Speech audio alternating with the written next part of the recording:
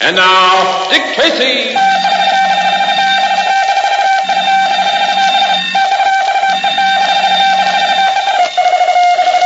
This is Dick Tracy on the case of the Careless Crooner. Stand by for action. Let's go, men.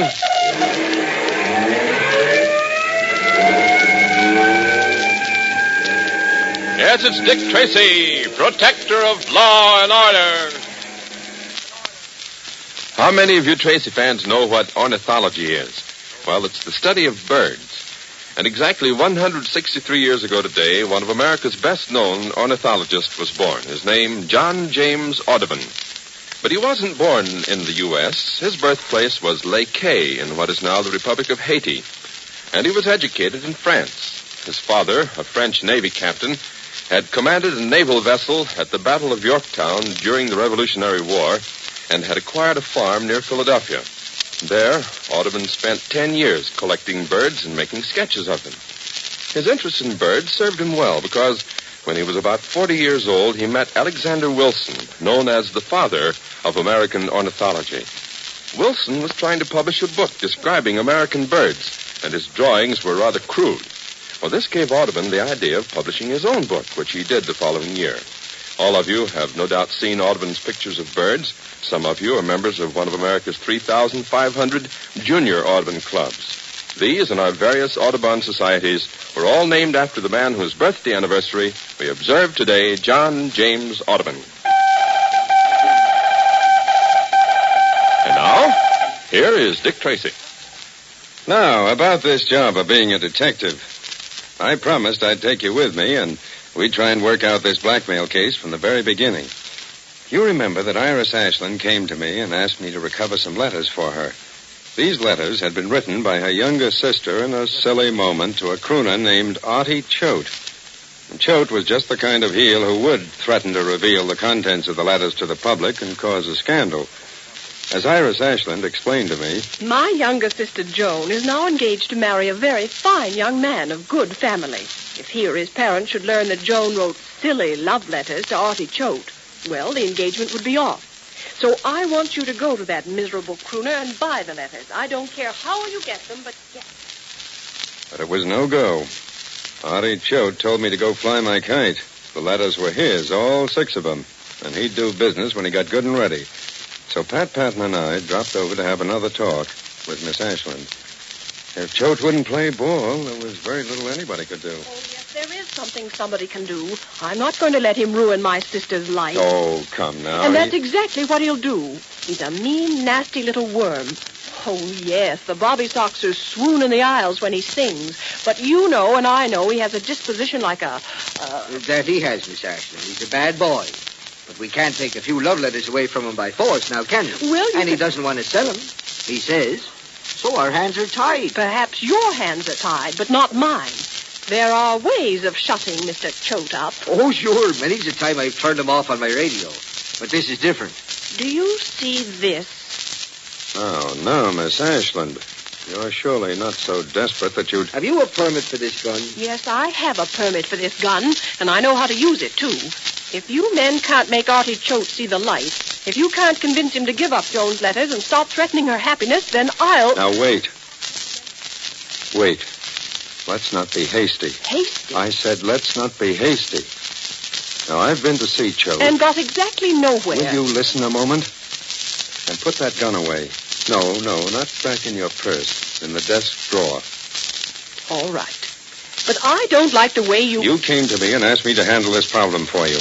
It isn't in my line of work, but because of my friendship for your father, because of his memory, I agreed to help you and your sister. But either you let me handle this in my own way, or I'll withdraw from the case. And I won't have you waving a gun around and threatening. Is that clear? Yes. All right, then. Now, I'm going to have another try at Artie Choate. That's a good idea. Catch him when he's in a more cheerful mood. Although I doubt if he ever is. And I must ask you to stay out of this, Miss Ashland. And I want your sister Joan to keep in the background, too. By the way, is she here in the apartment? I'd like to talk to her. Joan is up in the country at a house party. She won't be back tonight.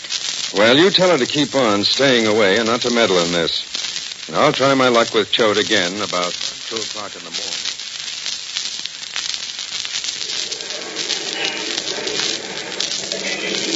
But why visit a fella like Artie the Crooner at 2 bells in the a.m.? We ought to be in bed asleep like decent people. Well, Pat, Choate and his band are playing at the Belshazzar Hotel. They don't play Home Sweet Home until 1 a.m. So I figure we can drop in at Choate's apartment about 2. Might be a good time. Well, I'm not a night owl, Richard. I like to keep regular hours. But business before pleasure, I suppose. So let's find a taxi and ride up to his place in a wee small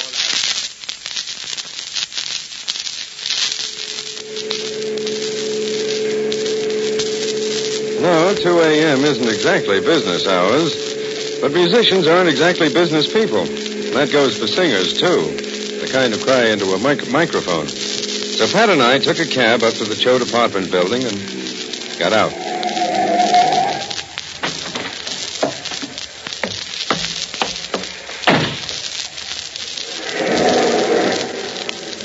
As we stood on the sidewalk under a streetlight, a fella came along with a large paper bag in his arms.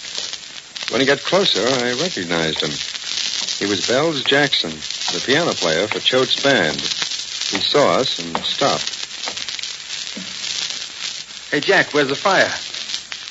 I wish I had time. I'd go for fires. Oh, hello there. You're Mr. Jackson. Huh? What fire? Didn't you hear the sirens just now? No, you mean just now? Yeah, sure. Clanging along down the street there. Well, I'm sorry we missed the excitement. Is your boss in? Boss? Oh, you mean Artie? Mm-hmm. Oh, yeah, he's in. You remember me, don't you? My name's Tracy, and this is Mr. Patton. You want to see Artie? Mm-hmm. He's not in a very good mood. Is he ever in a very good mood? He's hungry. Sometimes after he eats, he's like he used to be. I've been out getting some hamburgers. Well, fine. Then we'll just go up to the apartment with you. You live up there with Choate? Oh, no. But I have to look after the band's music, keep it up to date. I make the arrangements and a lot of other things. Isn't it a bit late to be fooling around with music, Mr. Jackson? Oh, this is special. Tonight was our last night. How do you mean? We finished at the Belshazzar Hotel. We have 2 weeks to lay off. Oh. Well, then Mr. Choate ought to be in a good frame of mind with 2 weeks vacation ahead of him. Yeah, that's right. He ought to... Somebody ought to answer that. Answer what? That telephone. It's ringing someplace in this building. I don't hear any bell ringing. Do you, Dick? No, but then perhaps Mr. Jackson has keener ears than we have. Wait a minute. Oh, it stopped now. Okay, let's go up to the 5th floor. Just push number 5 button. Okay. Looks to me as if you're also the handyman for Mr. Choate, playing the piano, working on music, and running out for hamburgers and stuff. I don't mind. What's Choate going to do with his 2-week holiday? I don't know. I think he's going hunting someplace. Hunting? Uh-huh. In the spring? In April? I think he was going down south someplace. Yeah, hunting. He was cleaning a revolver. Yeah, he must have been going out to kill something. You do that with a revolver, you know. What can you hunt with a revolver? I don't know all the answers, Pat, but... I remember now. You guys were up here this afternoon. That's right. Say, by the way, what's your first name? Horace. Horace Jackson. Nearly everybody calls me Bells. Bells? Why do they call you... Oh. Yeah. They say I hear bells and gongs and things. They say I hear squad car sirens and... Oh, they're only fooling. I'm a good piano player. They all admit that. All of them. Oh. Solid. Come on in. The door's unlocked. Just go on right in. Artie's in the front room. Oh, this way. We're going this way. I hope he won't be angry with me for bringing you up here. Steady, boys, steady. Artie, I hope you won't mind, but these men were just... Artie, you asleep? Hey, what's the matter? Stand back from there. Stand back. Artie Choate isn't asleep. Huh? He's dead. Dead, you say? Well, how could he be? I mean... Yeah. Yeah, he is. With a bullet in his head. Dead. Artie's dead? Yes, he's got himself a vacation, all right. A nice, long vacation. But even from where I stand, I can tell one thing is certain. This wasn't an accident. This is murder. It's the telephone. You can hear it, can't you? Right there on the desk. Yes, I hear it. Well, why don't you answer it? Don't let it ring. Don't let it ring. I'll answer it, but I want to use my handkerchief to cover the receiver. There may be fingerprints and... Hello? Hello?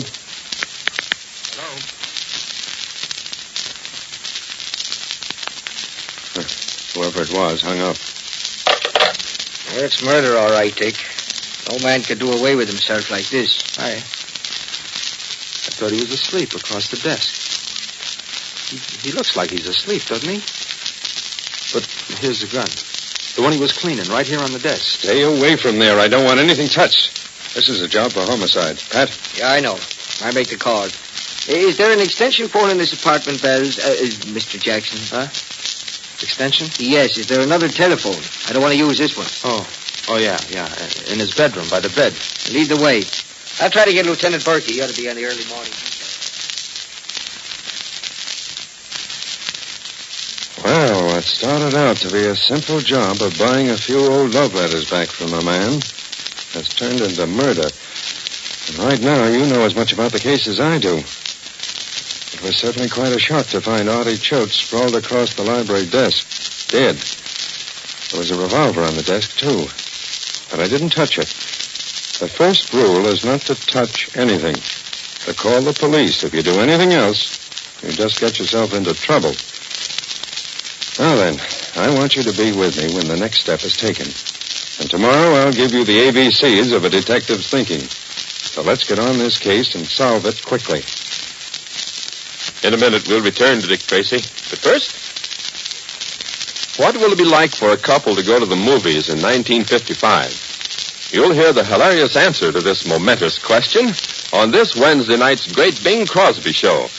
You see, the question comes up when Bing and his glamorous guest star, movie queen Claudette Colbert, exchange quips over conditions in theater lobbies. Their humorous repartee leads into a laugh-packed sketch in which the Crooner and Claudette play a couple about to visit the Flickers 7 years from now. On Wednesday night's show, the lovely Miss Colbert will also be given the chance to sing as she and Bing join voices in You Are Too Dangerous, Cherie, a song they'll do in French. As usual, Bing will delight you with a few solos, the same being the Thousand Islands song, A Friendly Mountain, and I May Be Wrong. He'll be backed by the fine harmony of the Rhythmaires and the wonderful music of John Scott Trotter's orchestra. You're sure to enjoy every minute of this Bing Crosby Show, guest starring Claudette Colbert. So, Tracy fans, remember to be on hand this Wednesday night at 10 o'clock in the East and 9 o'clock elsewhere, when the Bing Crosby Show is on the air over most ABC stations. And now, back to Dick Tracy. Yeah, I got hold of Lieutenant Berkey, Dick. He'll be right along. Good. This is a job for homicide, Pat. We better not mix in. Yeah, but we're already mixed in. We can't just say we were standing here waiting for a streetcar. No, we'll have to explain our connection, of course. Meanwhile, let's have a talk with Bells Jackson. I'd like to get his story. There's a thrill and plenty of inside detective tips on this case of the Careless Crooner. Be sure to tune in tomorrow, same time, same station, for the adventures of Dick Tracy, featuring Jeff Morrow and Carl Eastman. And this is George Gunn speaking. There's no business like show business, especially when you have two top comedians like Abbott and Costello in their own funny show every Wednesday night.